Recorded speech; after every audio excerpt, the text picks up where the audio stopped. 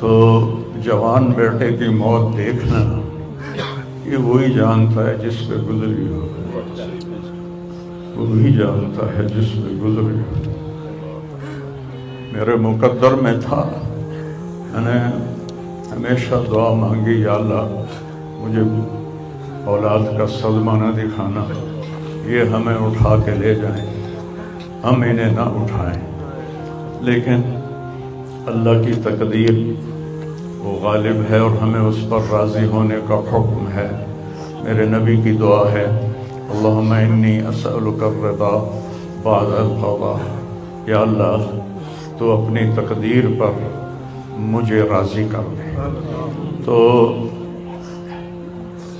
بالکل ہم راضی ہیں، میرے سارے خاندان والے راضی ہیں، لیکن جو ایک زخم لگا ہے وہ بہت گہرا ہے، وہ اتنی جلدی بھرے گا نہیں۔ یہ میرا بیٹا سب سے قابل اور لائق بیٹا، تینوں بیٹوں سب سے لائق بیٹا، سب سے نیک بیٹا تھا، اور اس نے غریبوں کے ساتھ کیا سلوک کرنا ہے اس نے ہمیں سکھایا۔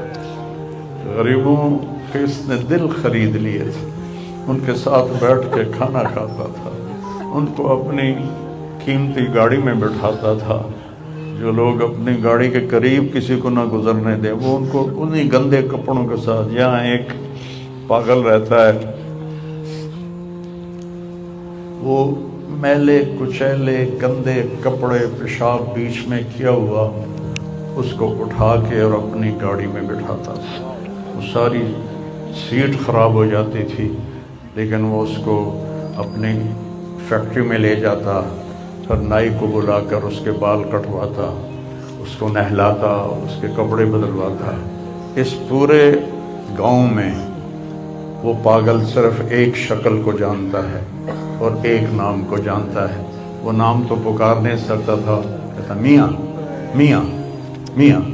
یہ صرف ایک اس عاصم جمیل کو وہ جانتا ہے، جو آج ہم سے رخصت ہو گیا، اور یہاں ہم بے بس ہیں اور اللہ کی تقدیر پر ہم راضی ہیں۔ اور السعید من وعظ بغیرہ، موت سے اپنی موت کو یاد کرنا چاہیے کہ ایک دن میرے اوپر بھی یہ آئے گا اور میرا بھی سانس نکلے گا اور زندگی کا دھاگا ٹوٹے گا۔ یہ اس بچے نے وہ کام کیا علاقے میں جس کو میں اپنی تعریف نہ ہو جائے، یہ اللہ کی امانت تھی، اللہ نے اس کو اپنے پاس بلایا۔ لیکن بہت کم والدین کو ایسی اولاد ملتی ہے، بہت کم والدین کو ایسی اولاد ملتی ہے، اور اسی جوانی میں اللہ نے بلا لیا۔ میں راضی ہوں، میرا سارا خاندان بھی راضی ہے، لیکن یہ رونا تو میرے بس میں نہیں۔ اللہ اولاد کے صدمے سے سب کو بچائے، اللہ اولاد کے صدمے سے سب کو بچائے۔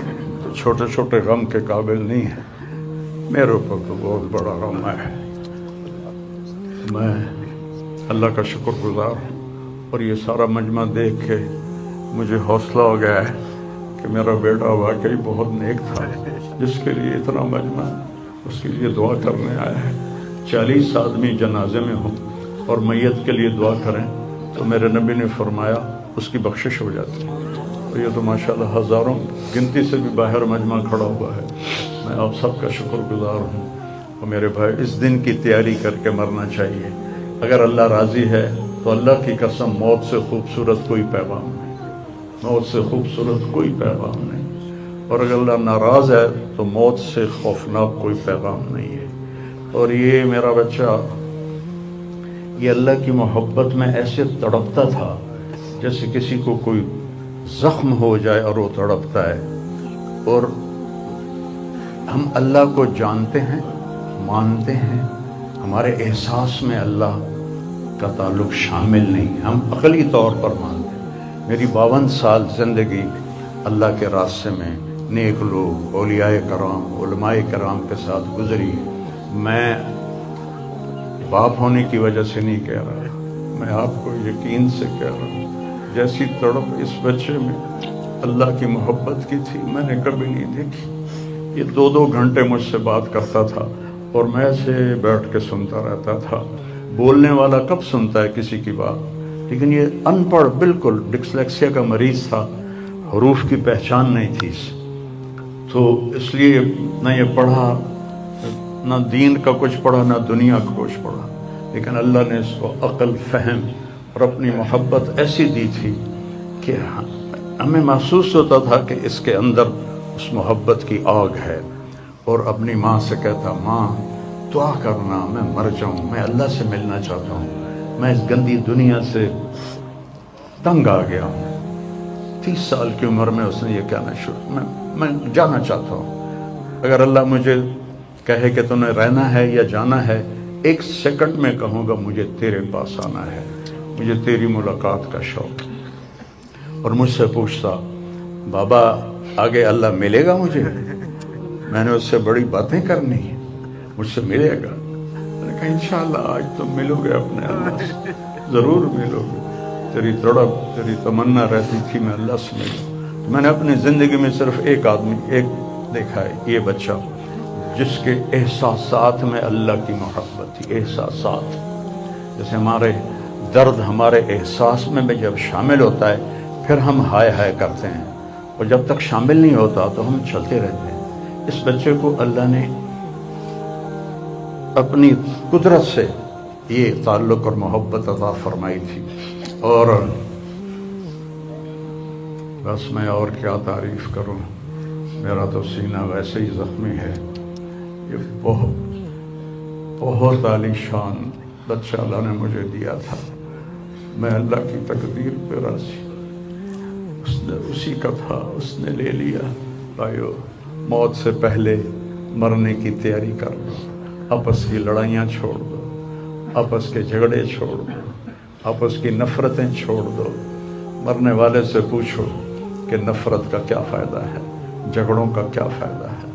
معاف کرنا سیکھو, معافی مانگنا سیکھو, معاف کرنا سیکھو, معافی مانگنا سیکھو. 5 نمازیں ہیں, کوتاہی نہ ہو. سال کے بعد روزے آتے ہیں, بیمار ہو تو اللہ کہتا چھوڑ دو. حج اور زکوٰۃ پیسے والوں پر ہے. تو ٹوٹل ایمان کے بعد 2 باتیں ہیں, ایک نماز ہے اور ایک روزہ ہے. اور اس کے بعد ایک حدیث میں سنا کر ہم جنازہ پڑھتے ہیں. میرے نبی نے فرمایا 4 باتیں سیکھ لو مجھ سے. 4, اب 5ویں بھی نہیں, 5ویں نہیں, 4 انگوٹھا کر کے کہ 4 باتیں مجھ سے سیکھ لو تو پھر دنیا بھی تمہاری ہے, آخرت بھی تمہاری.